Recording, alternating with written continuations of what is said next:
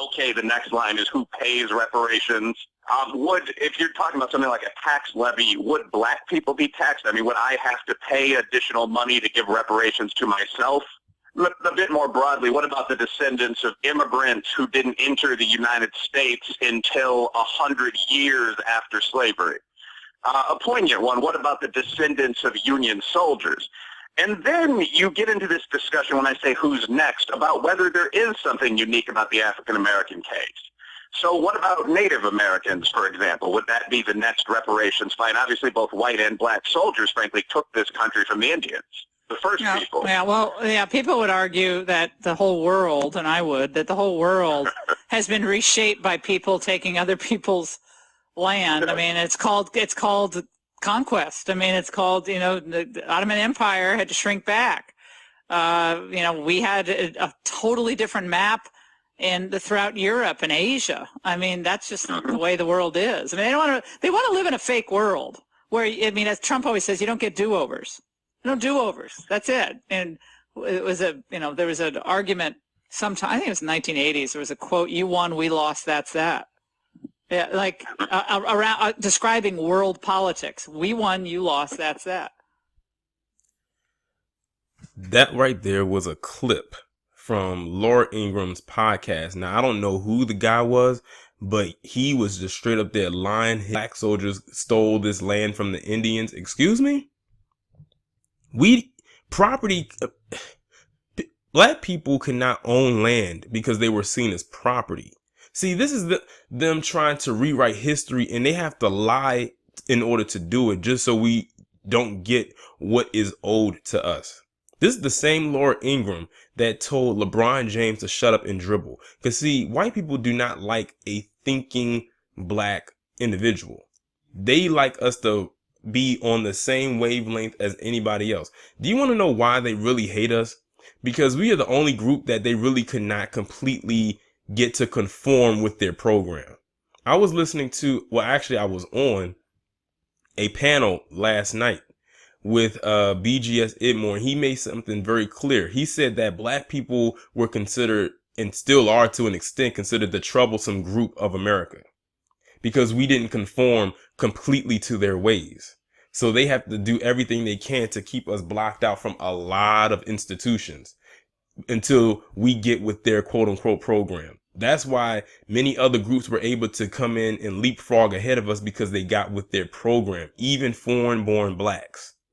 But when it came to the American Negroes such as us, or what we now call ourselves as American descendants of slaves, or ADOS, we never really conformed with their program the way that they wanted us to, and still haven't. So when you think of people who are docile, we do have some people in our community who do fall into that category. We usually call them the coon, or the coonstress, as I like to refer to as Candace Owens. Those are the docile ones. Those are the ones that brown nose and kiss so much white ass that they practically got so much white around their face that they look like they're sniffing a line of cocaine or a few lines of it. But we never really got down with their program as a collective, which is why they had to make sure we were shut out from many institutions, political arenas, financial, you name it. They managed to find a way to shut us out completely. There's evidence backing all of this up.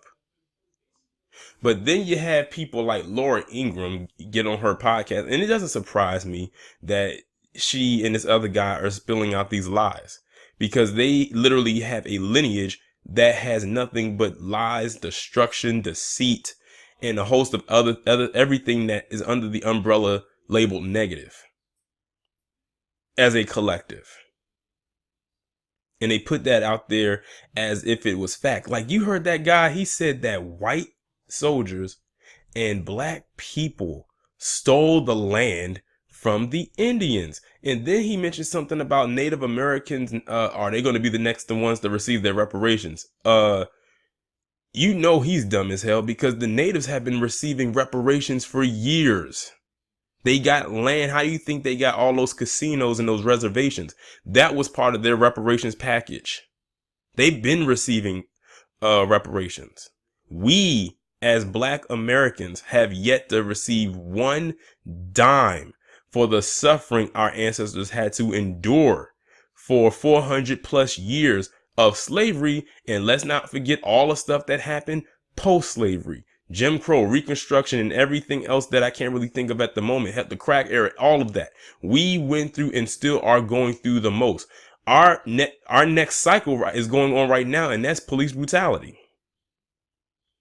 This is like Jim Crow 2 point whatever. Shoot, we almost had Jim Crow 3 point something.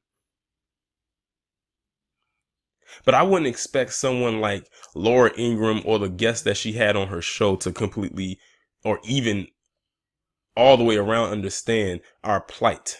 That is exactly why they have these low birth rates. That is exactly why they are now forced to have children. They're closing down the clinic on them.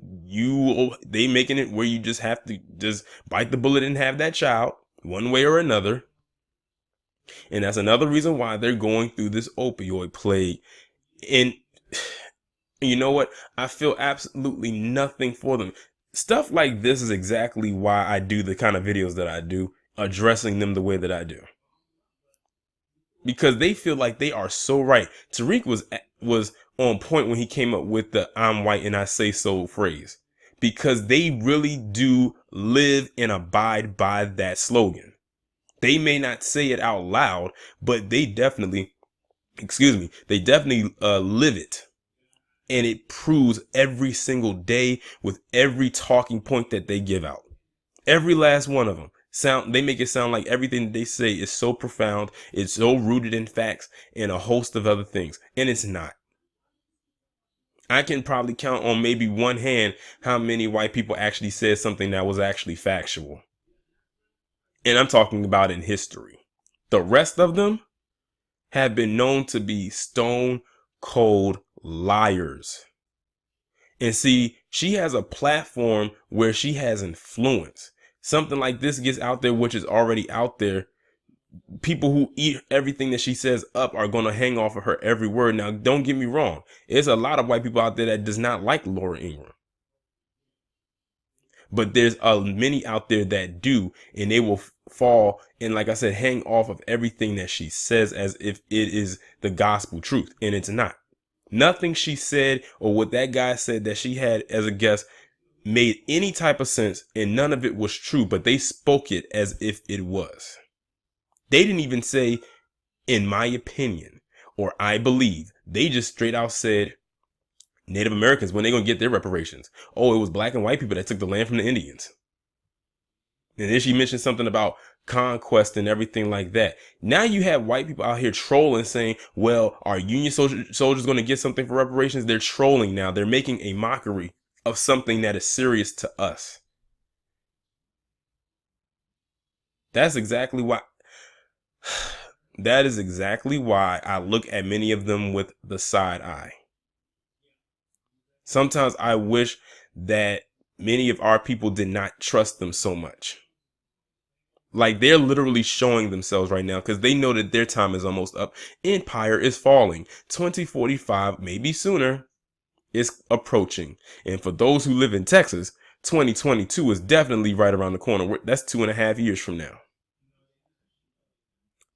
So it is what it is. But I cannot wait for Laura Ingraham to get what's coming to her. I don't care how it happens, but it needs to happen, and it needs to happen fast. Y'all let me know what you think about this down in the comments. Like, share, subscribe. I will talk to you in the next one. Oh, and one last thing. Isn't it amazing how people like Laura Ingraham, anyone who's non-ADOS, even if they're foreign-born black, have so many things to say about what we need to do or what we're going to do with whatever is supposed to be coming our way?